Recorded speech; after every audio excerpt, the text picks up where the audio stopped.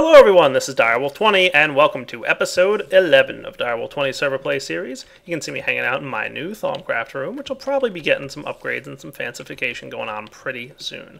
What am I doing right now? I'm doing a little bit of research, and I want to show you guys a couple things that I didn't tell you about research in the last episode. So first off, I want you to first look at the Thaumonomicon. You can see I've done a little bit of research here and gotten something very important. It's probably one of the first things you're going to want to work towards, and that would be, first off, research expertise, which is pretty nice, and research mastery, which is probably the most important research you're going to get early on. The reason for that? Well, first off, research expertise. It allows you to go ahead and move runes up to 3 possessions at a time instead of 2, and it also allows red herring aspects, which basically are like aspects that you might expect to be part of the research, but really aren't. And what that does is remove runes from the table instead of actually, doing anything else. Then we've got research mastery. This is the important one. Okay, it removes more runes from red herring runes. It allows you to move up to 4 positions at a time instead of 3. And then finally, you're able to move active runes, though only a single position at a time. So this is really important. The reason for that? Well, if you were paying attention last time, let's find something that I have like a ton of, like metallum. Okay, cool. So thaumium is a magical metal. Cool. That sounds like a good research. So in the past, before I did this research, if I wanted to move these metal aspects around, I would have to turn the research off and watch how much metallum I have. I have 214. Now I have 213. And I can move them into position. Okay. I think it's this one probably.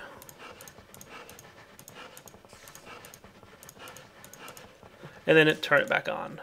Oh, so I had to use 2 metallum to turn it off and then turn it back on. Okay, so the cool thing about this aspect, or the knowledge mastery, is that once you get it, you can move these things while they're still active. You can only move them 1 step at a time, as we saw. Also, there's about a random chance of whenever you do try to move it, it actually turns off the rune and you have to reactivate it. But it's still better than always having to turn it off. At least you have a chance to save yourself from some research points. The other thing is you're going to run out of ink. When you can't move runes anymore, you'll see down here on the bottom right, you have run out of ink. It's really easy to repair though. Go ahead and toss your scribing tools in a crafting table with an ink sac, and you've refilled it. Cool. And then the third and most probably helpful thing that you'll learn from this research is sometimes, like I said, the lines here have to connect in the same direction at all times. So this has to go up here and then over here. Sometimes it loops back like this. So a good tip is to take a non-activated rune and stick it in the middle there. And it kind of blocks these 2 from connecting, and then it forces the connection here. So I didn't have to activate or deactivate any runes, and I didn't even have to move any runes that were already activated. I was able to just kind of move one that didn't matter and block off this connection, allowing this straight up connection here. And I just learned how to make thaumium. Cool, a magical metal. Pretty useful stuff, by the way. You can make some nice thaumium tools out of it. And thaumium tools in general and armor are basically similar to iron, but have better enchantability. So it's pretty cool.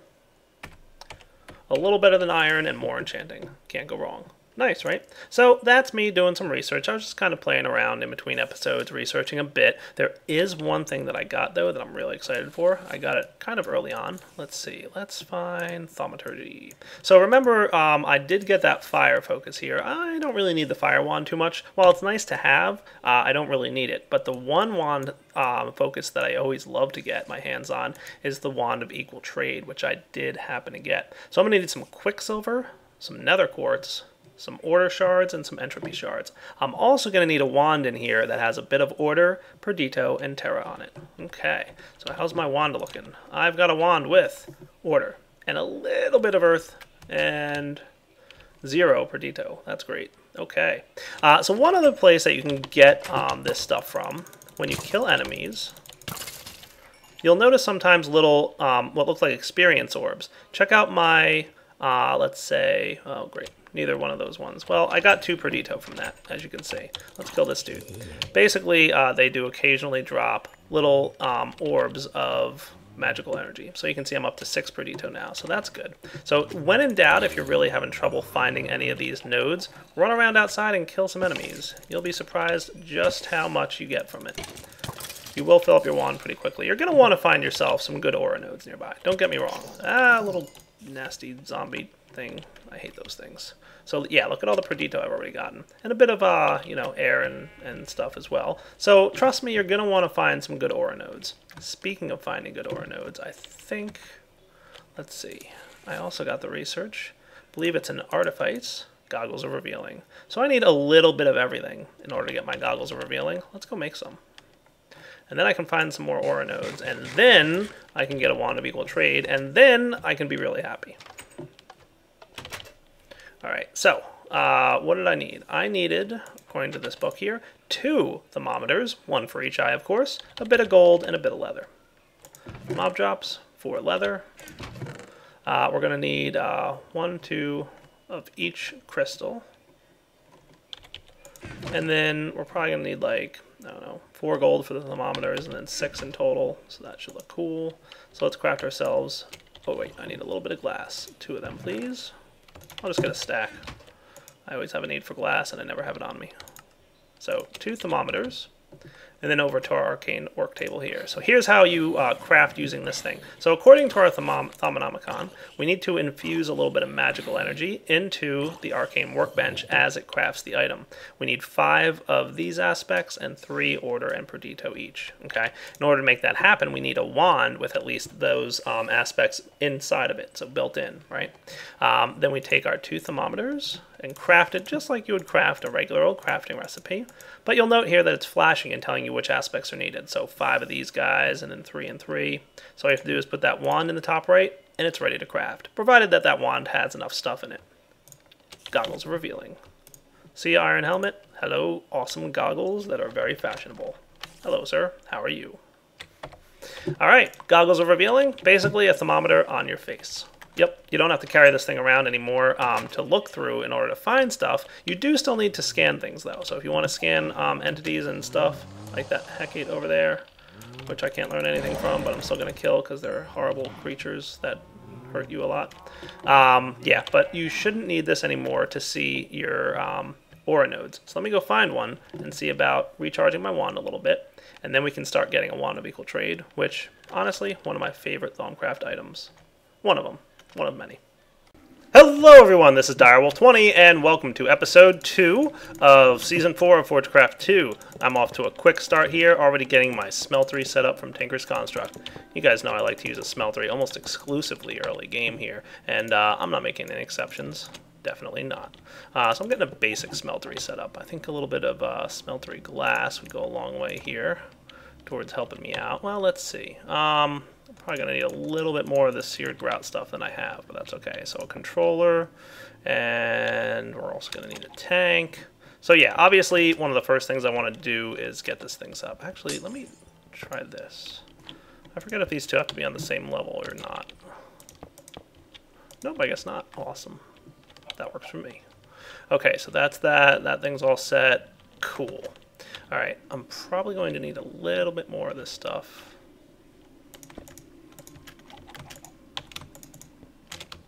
Yeah, definitely a little bit more of the grout stuff. Let me go make some more of this. Let's see, I need a bit of sand. I don't know, let's say 16. Sound like a good number? Sure. Okay, 14 it is. Because that's all the gravel I have. So I'm hanging out. I think Temma's here, Zeldo's here, and Marathi's here. Temma is being uncharacteristically quiet. I don't know why.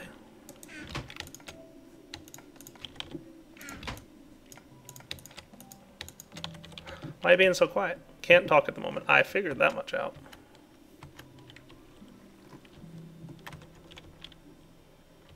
Fair enough. Alright, so I just need like a few more of these. Shouldn't be too much required. Alright, so I'm making a smeltery, obviously, because I want to smelt things. You can see I already got myself a nice portable tank right here. I've done a little bit off camera, not much, obviously, nothing too complex or complicated, because I don't like to do things off camera too often. But I definitely have a few things going on that I want to show you. Oh yeah, we're also going to need the drain in place, obviously. We can put that over here, actually. Yeah, that'll be good. So now I really only need 4 of these things. We can get our seared faucet ready to go. We're going to need a casting table and all that good stuff too, but we'll get there one step at a time, right? I'll put this down, and we'll set this like that, and then we got some lava going in there. Beautiful. So you might have seen a small contraption over here that I built. I want to build a workshop. Remember I said one of the first things I want to do on the server is get a workshop set up for everybody to use. So I'm making some smooth stone, courtesy of 1 bucket of lava and infinite amounts of water. Basically the reason for this being that lava plus water equals smooth stone, set up in the right contraption, but it uses up the water source block every time you do it. So, you know, with the igneous extruders, we can basically get infinite stone, assuming we have infinite water. Not bad, right? I know. I'm pretty excited. Alright, so let's see. Are you almost done here with what I need? I think I need a few more of these, to be honest with you. I might have to go find more gravel. Isn't that a strange occurrence when you're low on gravel?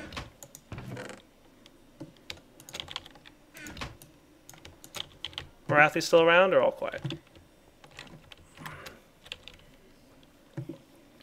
Morathi is streaming, I believe, so... There we go. That looks pretty good. That should be a, yeah, 2-tiered. Awesome. I think one of the first things I'm going to make is alumite. And for that, according to Mighty Smelting, I'm going to need 5 aluminum, 2 iron, 2 obsidian. Alright. So if I wanted to get a little extra of the stuff, I could throw, well, 5 aluminum blocks in, so the unsmelted aluminum. Then I'll do 4 iron and 2 obsidian or 4 obsidian. I always forget this. And then I always say that I always forget it. Alright, so let's see. I know I'll get 4 of it, but I'm only going to put 2 in there for now. I might as well get it smelting up right away, because I know it takes a moment or two. The obsidian usually is the longest one. Aluminium or aluminum, or however you want to pronounce it. I'll get 5 of those, and then 4 iron for sure. And that'll get me my first alumite pick, and that should be in good hands. Oh, nope, not you two. Now we're talking. Alright, so once I've got an alumite pick, I do want to also head to the nether. So remember I told you guys, this season of Forgecraft2, I'm going, you know, full-blown. In the past, I've kind of like, you know, taken it easy, 1 step at a time, you know, like, you know, not going crazy. This time around, I'm not holding back. I am going to have a really good time doing all kinds of crazy stuff. Alright, so where do I want to build my ender portal? Or my nether portal, I mean. Do I want to build it at the workshop? I'm thinking I don't need to. I'm going to build it down here at this base, and then I can use Mistcraft linking books to get back and forth. So I'm going to say no to the portal being at the workshop. I'm actually going to build it towards the back of this cave. And hopefully nobody else has built a portal nearby, though I would bet any amount of money that somebody has. So how am I for linking books? So an unlinked link book. Yeah, I'm going to need an ink modifier. Yeah, we're going to have to do all kinds of stuff. I think I've got, let's see. I've got some ink sacs. Probably got a few pieces of leather laying around somewhere. All my stuff's just kind of spread out all over the place and no organization at all. I know how that feels. What's that? I know exactly how that feels. Everything's spread all over the place, no organization whatsoever. Yep. That's pretty much me right now too. Fun though, right? Finding things, yep. Yeah. They're in there somewhere. Actually, that's when that double click for NEI, you know, normally when you double click the action and it turns yellow and everything goes grey. Yep. It's at that point it actually is really useful, and most people don't realise that's what the yellow outline does. Yeah, no, I know. It's pretty cool. But it works. Alright, let's go make another portal. And how much you want to bet that when I go through this nether portal, I'm going to link up with someone else's?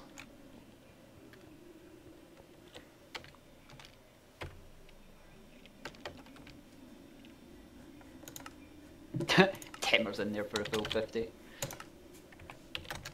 I know.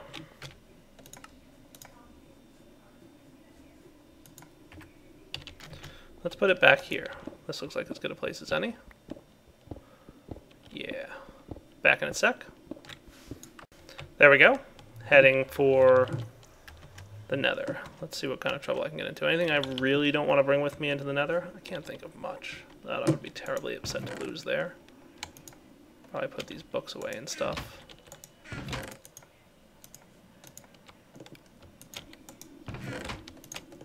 Yeah, that looks pretty good. Maybe I should only bring half my bread, or even less. Okay. That stuff's pretty much done melting, I want to say. So let's get a casting table set up. And I'm going to, ahead of time, well, off camera, I mean, build all the stuff I need to start getting some tools.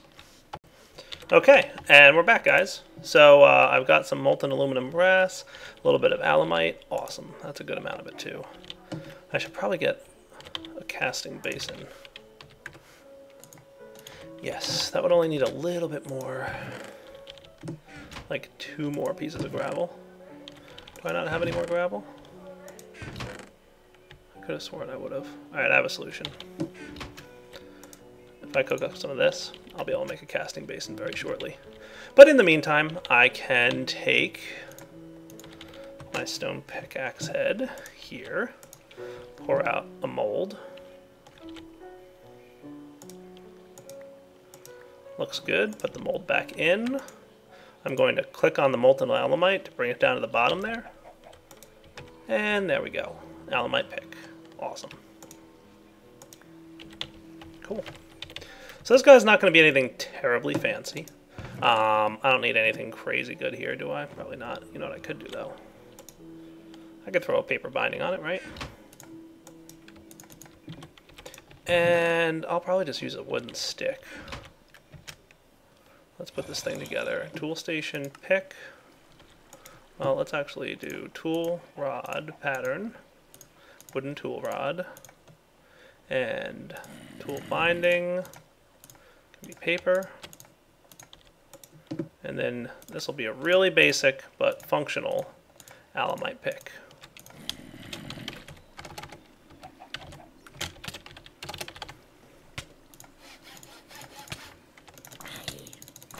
As I do this outside in the nighttime. I know, I'm crazy.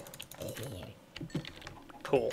Let's head to the nether and see what kind of nether spawn I wind up with. Again, assuming, of course, that I'm going to land in a terrible nether spot where someone else has already started working and doing all kinds of cool stuff.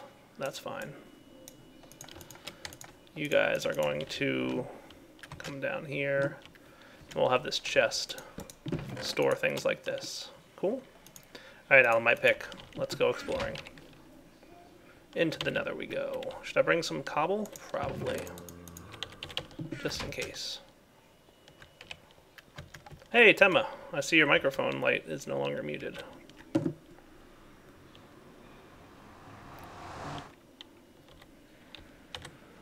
Oh, look, there's cobblestone where I landed. Temma, I owe you 50 bucks. There's cobblestone, but whoever this is did not... Wow, we are really high up in the nether.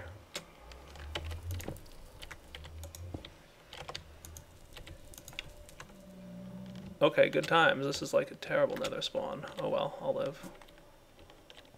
We're like super high up.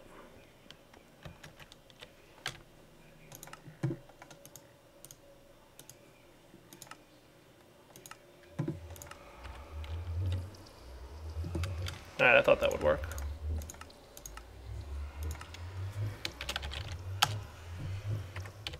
Okay. Oh, firebat.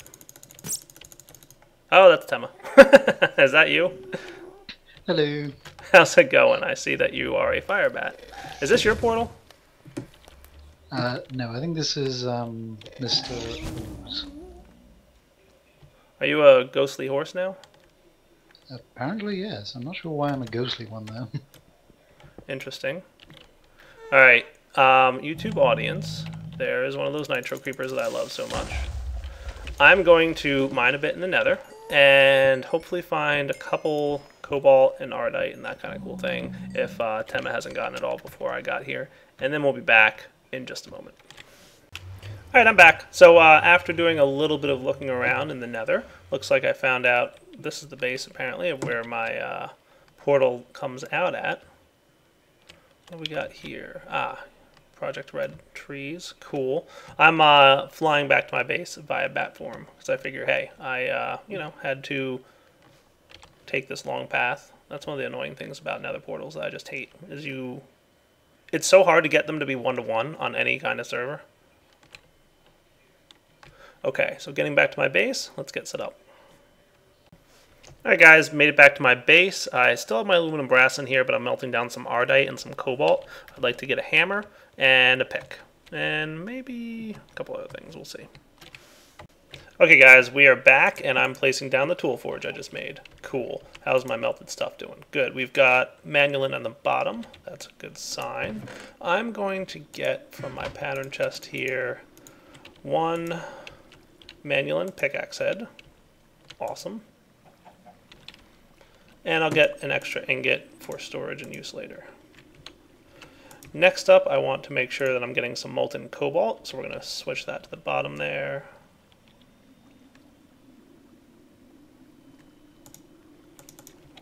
Did I grab the wrong thing? I did, didn't I? Okay, I can fix this. Hang on. I hate when I do that. I should have a fluid duct. We can fix.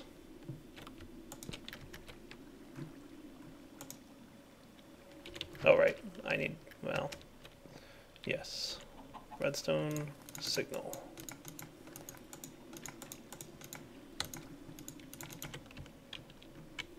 Hey, Doug. Hey, Tema, how's it going? Behind you.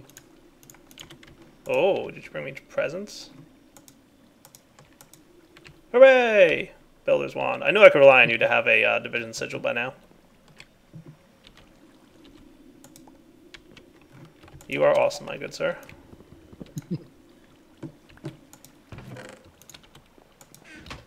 So these two are done. So the hammerhead cast is what I want next. And I should have just enough cobalt for that. Hammerhead, go. This can go in here. Awesome. While that's going, I'm going to make something a little different from what I've usually made in the past. Check out what I figured out, Tema. Did you know this? You want to know a neat trick for the hammers? Sure, why not? If you make the plates out of paper instead of cobalt, they have a lower speed in terms of breaking, but if you upgrade them with redstone, they have a faster speed overall. Oh, yeah. Have you tried using thaumium for plates? Thaumium for plates? I have not. Are they even better? Well, basically the idea is that you get 1 extra modifier per thaumium part. Right. You get the same with paper. I don't think thaumium would break any faster than paper, though. Well, it might, actually. I should test that. The thing is, I don't have enough thaumium. I would need, like, 16 thaumium, which I don't think I have enough of. Yeah, fair enough. Yeah, I don't have any way to make that. But at some point, I might try that. Paper is still a pretty good option, though. I'm going to go with that. And I'm going to go with the netherrack tool rod, just because that sounds like a cool plan. You know, for the stonebound. Oh, I need a tough tool rod. Tough tool rod. So I'm going to need 3 netherrack, I believe. So slightly different hammer from what I usually make. We're going to see how it does. You guys know I basically just can't wait to get a hammer, right? So yeah, overall, still the mining level of cobalt, so I can still mine whatever I want. But the mining speed 5, if I put 2 full levels of redstone on this thing, it's going to be faster than if I had done 2 cobalt plates here. Because cobalt plates would get it up to, like, I forget, 11. But if I put full redstone on, it'll be up to 13. So overall, it'll be a little bit faster, and it saves me on cobalt. So Dire Hammer 20 is ready to go. Awesome. This thing has a bunch of aluminum brass in it. I'll leave it there. Ooh, are you scanning the dire wolf? 20 wolf. Hooray! Aspects. Yes. So I just had a creeper visit me Oh? and blow up the ground and some of the plants and did absolutely no damage to the smeltery beside it. Nice. I'd say that's a win. Yeah, absolutely. It blew up everything else. And a torch. Can't forget the torch. Right. It took about 7 or 8 seconds to actually blow up. Right. Something weird's going on Derek here. came from over here. I seem to have forgotten all my research Oh no. in Forgecraft. That is Luckily, not good. I've still discovered them. I can now rescan everything. It's not really an no-nos. I get more stuff this way. Right. I don't have cactus yet, do I? Yeah, I don't need cactus. I might go with another rack and paper binding on my sword this time around too. Just because it looks like I shouldn't have a problem doing that. Let me see what kind of sword. Which sword did you say was really neat? The new one? Is there a new sword? Marathi, weren't you saying there's a new sword or something? Or was I imagining that? It's not a new sword, but it's oh, the flux infused one. Sword. Yeah. Oh, yeah, there's a new flux one. I do want to try out the flux infused tools, but I don't think I'm quite near the level of getting pyrotheum dust and fluxed electrum and all that stuff. Yeah, if you want me to show it on camera, I would be happy to show the flux tools on camera. If you want to swing by my place. It's not that hard. I know, I just don't have blaze rods or anything like them yet. So, I mean, we'll get there, but soon, not now. Alright, we'll come back in a second, guys, when Zeldo gets here. Okay, guys, while we're back, Mr. Zeldo brought me a couple flux-infused tools. This is a separate mod from Thermal Expansion, though, right? Flux-infused stuff? Yes. Okay. Oh, that's cool. Alright, so my push-to-talk key is the flux infusion thing, so I'm going to have to change that. But, so, the Silk Touch and the Unbreaking, did you put that on, or did that come with the thing? Okay, so you enchanted it. So you can enchant these, that's kind of cool. Alright, so pickaxe first, because I know that's pretty neat. So when, hold shift for details. Alright, so you press V to turn it on and off. And let's see, I think it does... Yes. It mines the block above and below whatever you're hitting, right? When it's in flux infused mode.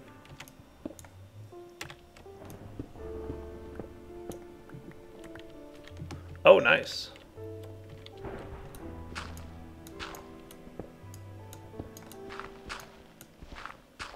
Yeah, it can. That's awesome. Okay, cool. And the sword just does more damage?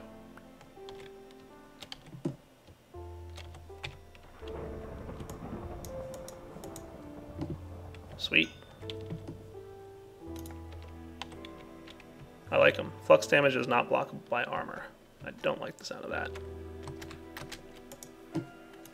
Yeah.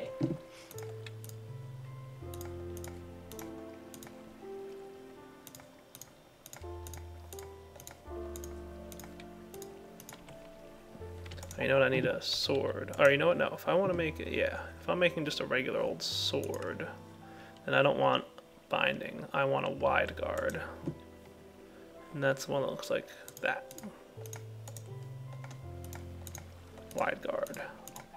And then I want a sword blade pattern. I have to make a sword blade pattern out of that thing.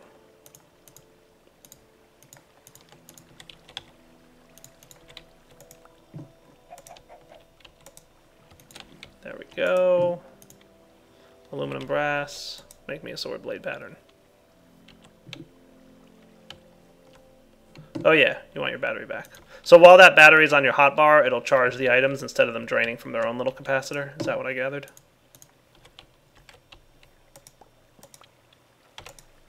Nice. Sounds pretty neat.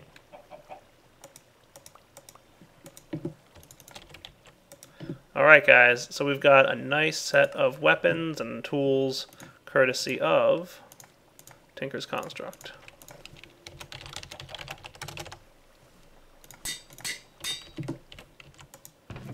Zelda, you do not want to even try. Yeah, I wouldn't recommend it, Z. This thing's got 4 levels of sharpness on it. It will rip right through you. Where's that hammer? So see, I can like put 4, 5, 1, 2. Yeah, but I don't have any armor, so. 3, 4, 5. This is the level we'd be at, so we have 13.8 Now, mining if speed, or it 13.8 hits really, through armor, instead of it's probably still one hit 11. you. Well, it's only 4 hearts. Ah. 4, 5. There we go. And that saves 1 for some other use later. Cool. You know, it doesn't matter how often I do it, I always pick up the wrong book first. Oh. Like the Tinker's Construct book, to like give you the different like materials, or when you're going for like different things that you can make to like make the smeltery, I always pick up the wrong book first. Doesn't matter what it is I'm actually looking for. Nice. Okay, that looks pretty sharp.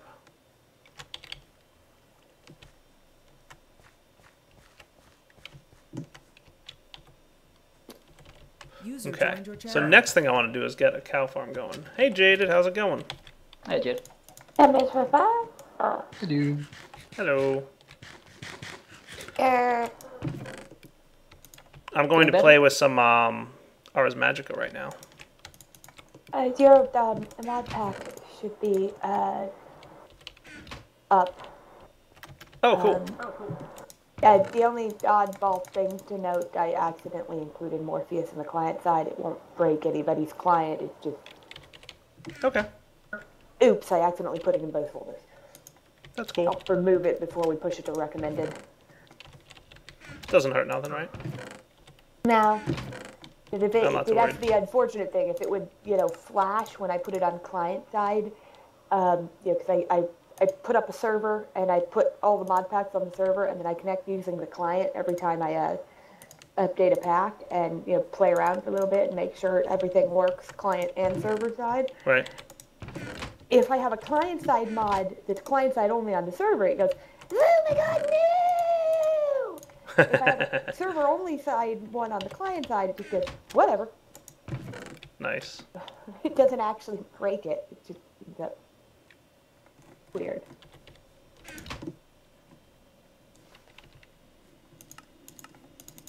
That's what I want. So 4 of these gives me another brick.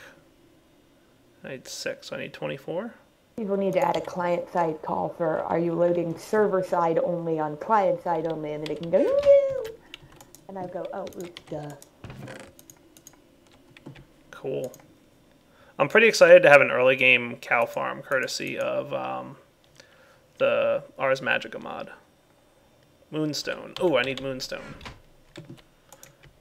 Have any Moonstone, anybody? I don't even think I've seen any like land near here at all. I don't think I'll be getting out of Forgecraft for a while. I have this funny feeling that right now I would probably build giant, non-appropriate direwolf items all over the place. Oh, fun. Yay, drugs. So wait, you're recording. Don't do drugs, kid. That's right. Alright, let's see. Moonstone. I imagine there's some nearby. Let me go look around for some Moonstone and we'll be right back, guys. Alright, first sigil, containment, ready to go. Let's get progeny going next. So we're going to need seeds and wheat. That shouldn't be a problem. And 2 red runes. So let's see, I should have seeds. I know I've got wheat outside, so if I don't have any in here, that's fine. Let's get another flower. Get ourselves the 2 red runes we're going to need. Sneak outside for a second and snag some wheat.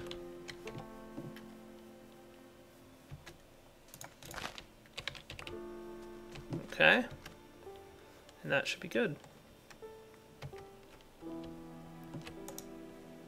Sigil of progeny, go. Excellent, nice. Now I just need to find some cows and decide where exactly I want to set this little farm up at. I'm thinking that there's a... Did I kill him? I hope so. Alright. Oh, there's another one. I like how they're wearing Santa hats now, these Hecates, because they weren't evil enough.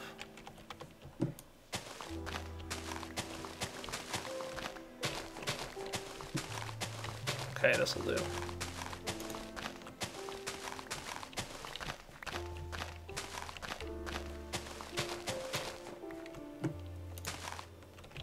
Alright, let me wait for it to be daytime, then I'll set this up. Alright guys, so unfortunately we have hit the wrapping up point for the episode, so we're going to have to get our cows next time. But for now, I'm going to get this thing set up. So let's see. This should, if I put the sigil of containment on it, indicate where the boundaries of the sigil are. Okay, good. It's right about here to about here. That looks pretty good. I could bump this out a little bit if I really wanted to. Maybe I'll do it later. And then here. Alright, that does kind of fit. Awesome. I like it. So any cows I put in here should not be allowed to escape. Should. Doesn't mean anything can't get in, but nothing can get out. And then I'm going to put the sigil of progeny in here. Is there any cows nearby by chance? I'm just going to go look real quick. If I don't find them, I don't find them. Alright guys, and with that, it's a pretty good wrapping up point. So, hopefully we come back later, find a couple cows and a couple sheep here. We'll add on the sigil that's going to kill them for me, the sigil of butchery. Unfortunately, I think I need another moonstone before I can actually craft that, so I need to go find some more moonstone. So between this episode and next, I'll do some mining, go find some more moonstone, and then next episode, maybe we'll get started working on the workshop. All this episode, and until next one at least, we'll also have the igneous extruders here, the two of them, cooking up a bunch of smooth stone for me. We've already got half of an iron chest of it, and we've got more coming along constantly. So, lots of fun. Alright guys, this is Direwolf20 signing off. Hope you've enjoyed episode 2, and take it easy.